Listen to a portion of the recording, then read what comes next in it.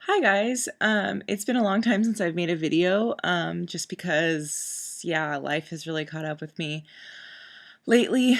Um, so I love the idea of people like, um, I guess our audience, and also just some of the other freedom fighters sending in questions.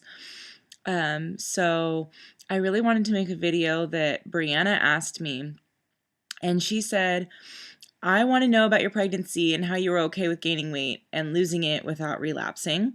What was the experience like for you? So basically, um, I got pregnant after a year of trying. And the reason why it took us a year is because of just previous issues that had to do consequences of amenorrhea. And when I finally did get pregnant, it was like I was on a medication that I wasn't supposed to be taking with pregnancy, so I immediately got off of it. I just kind of devoted myself to staying focused on um, what I was doing at the moment with pregnancy. Um, and so basically, what I did was I kind of bounced ideas when it came to food and like how I ate. I kind of just like talked to my coworkers because I was working at the hospital at the time. I kind of bounced like like how I was eating off of them. And I'm not saying like I compared myself, but like, okay, I would make sure to go to lunch with my coworkers just so that I made sure that I was at least eating something. I started basically just making it a habit. Every morning I would have one piece of toast at least. You know, just I started small because when it's one thing when you first start out and it's like just you that you're feeding or whatever when you're in recovery, but I just kept reminding myself of all of the different stages in pregnancy and how starving myself or purging or any kind of behaviors, exercising too vigorously, could cause issues for my child. So it's not just even necessarily about me at that point. I would not want my son to end up with, brain issues or, a hole in his heart or stuff like that just because I could not bring myself to eat. So just like what I said with, hang on, sorry, pulling my shirt down. um, just like what I said with, I immediately stopped the medication I was on because it was a controlled substance. Um, I immediately became aware of what I was doing and eating and, how I was going to take care of my body. That's not to say that it wasn't hard. Um, it was especially hard with cravings because I know in America, like a lot of people, they're like, "Oh, you're pregnant, just let go, just gain a lot of weight." But for me, um, it was very difficult to just like kind of let go a little bit and be like, "Okay, eat what you want." But amazingly, it really showed me that I wouldn't go totally, I mean, obviously within reason, you want to eat in moderation, but it showed me that when you give in to your cravings, so to speak, um, you end up really like, I guess you're totally healthy with it. Do you know what I mean? Like you're not craving that. I'll give an example here because my mental process of explaining it isn't really coming across. So one of my cravings was jelly beans. Okay, so it was really interesting. It was in my first trimester. I was obsessed with jelly beans. And I was like, oh my God, this is terrible. This is scary. This is candy. This is sugar. So I started, I bought the jelly beans, my favorite flavor. I just like found my favorite flavor, which is Tutti Frutti. And that's the only one I would get. I wouldn't get the ones I didn't want. Do you know what I mean? I would get exactly what I was craving.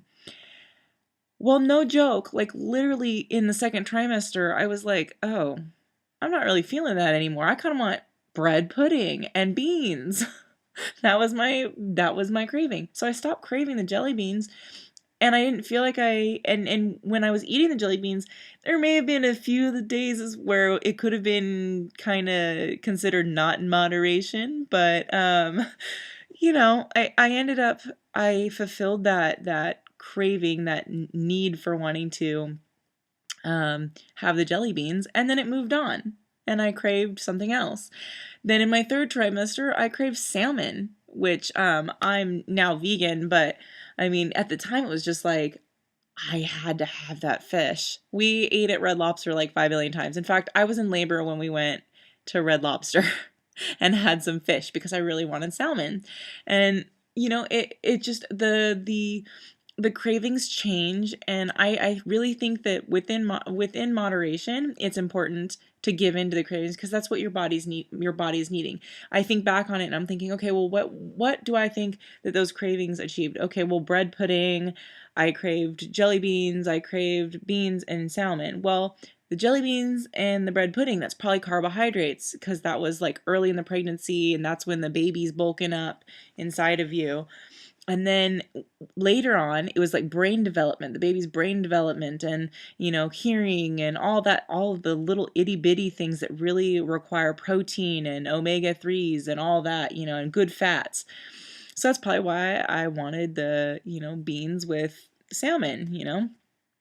So basically, I just tried to be really scientific about it, I guess I could say, where you just really focus on what's important for the baby. And obviously I was very lucky in the fact that I'm not hurting financially. I am married, so I'm not in a high stress situation. I'm not a teen. Yes, he was planned, just all these things. But it's really important to know that your body is going to go through changes, like major changes, um and not just physically, like you're just going to gain weight, but your body will change. Like I suddenly had breasts. um Now when I gain weight in like different areas. My body looks completely different than before I had my son. Well, okay, I'm not going to say like completely different, but like it just has a different shape. Does that make sense? And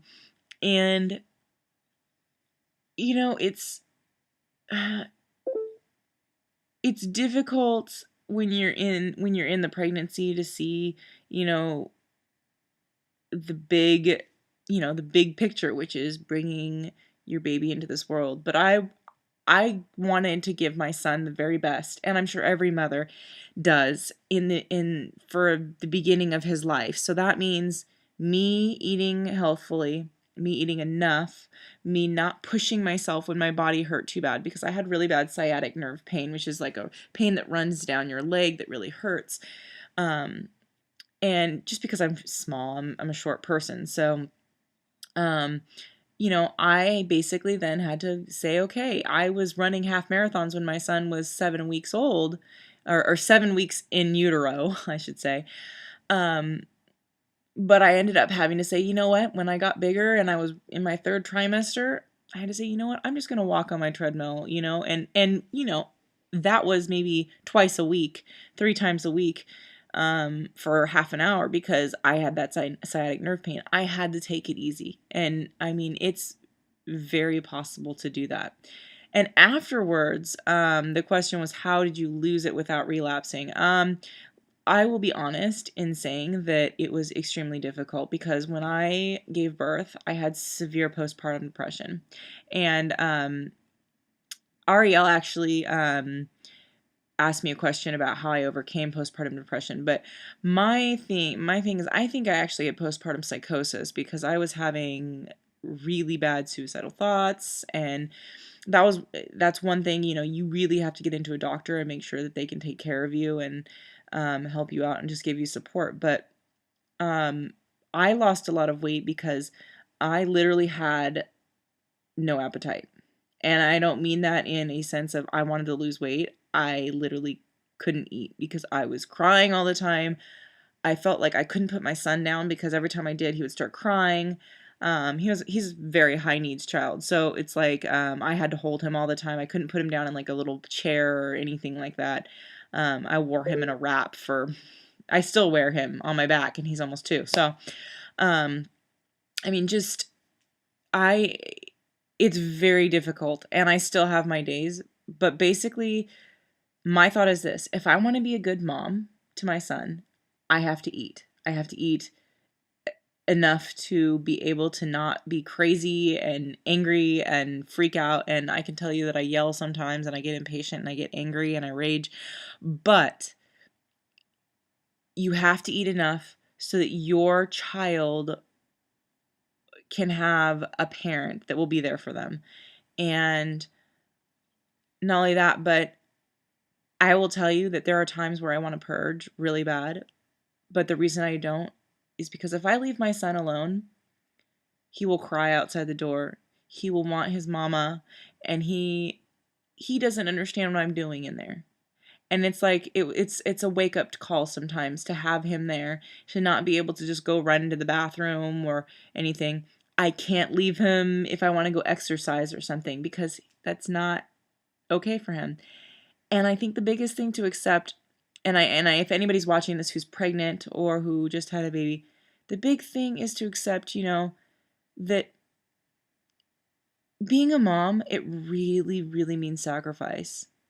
And this is something I'm saying for myself as well, but being a mom means sacrifice. And if that means that for the 2 years that you're breastfeeding, you don't get to lose weight because you need to keep up your milk supply,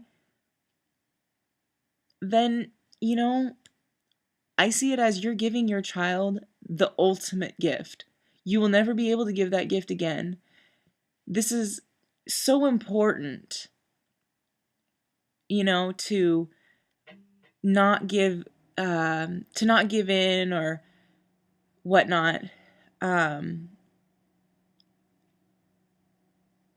But basically, I'm saying to anybody who's watching this who's pregnant or who just had a baby who might be struggling with, wanting to go and exercise, your child needs you now.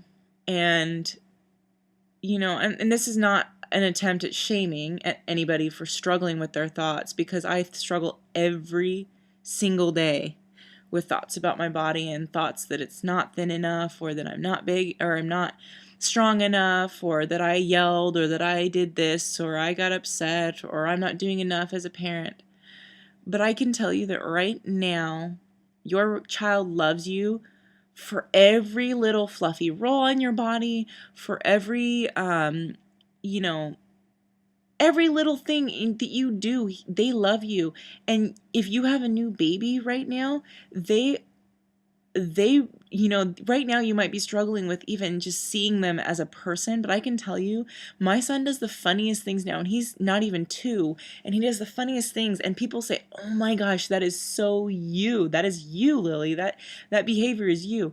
So they're watching you, they know, they are picking up. And so what do you want them to learn? Do you want them to learn that they are beautiful and wonderful and loved no matter what they look like or what they do or what whatever behavior that they might have, or the alternative, And so this isn't to shame anyone, and I'm sorry if it comes across as that. It's just you really have to wrap your mind around the fact that you can't just have a baby. No, it means when you have a baby, and people will say this to you, people will say, oh yeah, your life changed, but I mean it, your life really changes. And so your values and everything that you find important changes.